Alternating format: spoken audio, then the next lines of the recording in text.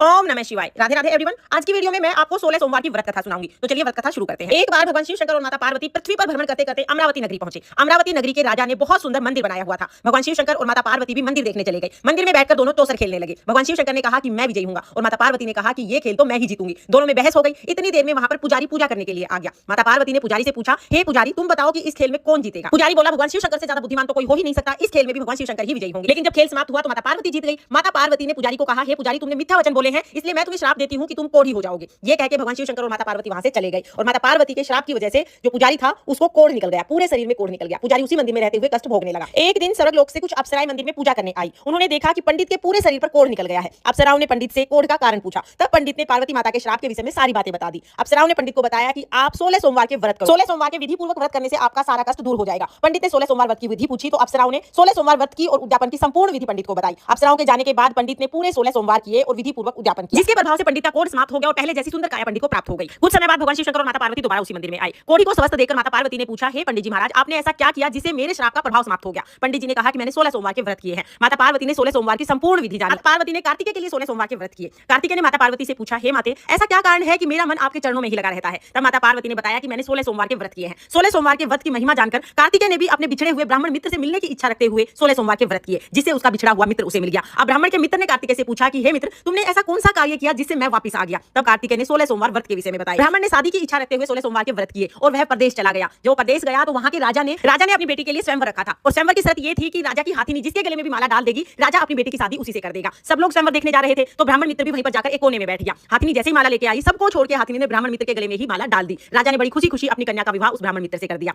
और वो उसी महल में रहने लगा। एक दिन ब्राह्मण की पत्नी ने पूछा, हे स्वामी आपने ऐसे कौन से पुण्य कार्य किए थे जिससे हाथिनी ने आपके गले में माला डाली। ब्राह्मण मित्र ने बताया कि मैंने 16 सोमवार के व्रत किए थे। तब उसकी पत्नी ने भी पुत्र की इच्छा रखते हुए 16 सोमवार के व्रत किए। 9 महीने पूरे होते ही उसे एक बहुत ही सुंदर पुत्र की प्राप्ति हुई। जब पुत्र बड़ा हुआ तो उसने पूछा, हे माता आपने ऐसा कौन सा कार्य किया था जिससे आपको मेरे जैसे पुत्र की प्राप्ति हुई। ब्राह्मण की पत्नी ने बताया कि मैंने 16 सोमवार के व्रत किए थे। उसके पुत्र ने भी 16 सोमवार के व्रत कर दिए ताकि उसे राज मिल जाए। 16 सोमवार के व्रत के प्रभाव से उसको राज मिल गया। वो राजा बनकर राज करने लगा। उसका विवाह एक बहुत ही सुंदर सुशील कन्या से हुआ। राजा अभी भी 16 सोमवार के व्रत करता था। राजा ने एक दिन अपनी रानी से कहा कि मैं पूजा करने के लिए शिवालय जा रहा हूं, तुम सारी सामग्री लेकर शिवालय आ जाना। लेकिन रानी सामग्री लेकर शिवालय जाना भूल गई। राजा को बहुत क्रोध आया। उसी समय पर आकाशवाणी हुई, हे राजन तुम इस रानी को अभी छोड़ दो नहीं तो तुम्हारा सर्वनाश हो जाएगा। राजा ने रानी का उसी समय परित्याग कर दिया और रानी को महल से बाहर निकाल दिया। रानी भटकते भटकते एक नगर में चली गई। वहां पर गई तो एक बुढ़िया को अपनी सारी बातें बताई। बुढ़िया ने कहा, ठीक है तुम मेरे यहाँ पर काम कर लेना, ये रुई की गठरी है इसे बाजार ले जाओ और वहां बेच के आओ। रानी ने जैसे ही रुई की गठरी को अपने सिर पर रखा तेज तूफान आ गया और आंधी में वो सारी रुई की गठरी उड़ गई। तब उस बुढ़िया ने भी उसको काम से निकाल दिया। अब वहां से भटकते भटकते वो जंगल में चली गई। जंगल में ऋषि मुनियों का आश्रम था। जैसे वो आश्रम में गई तो ऋषि मुनियों ने कहा कि तुम देखने में किसी राजघराने की कन्या लगती हो, अगर तुम्हें कोई कष्ट है तो तुम इस आश्रम में आराम से रह सकती हो। वो आश्रम में रहने लगी लेकिन वो जिस भी चीज को हाथ लगाती जो भी काम करती वही चीज नष्ट हो जाती। तब ऋषि मुनियों को पता लगा कि इनको किसी देवता का श्राप लगा है। ऋषि मुनियों ने पूछा कि हे देवी तुमने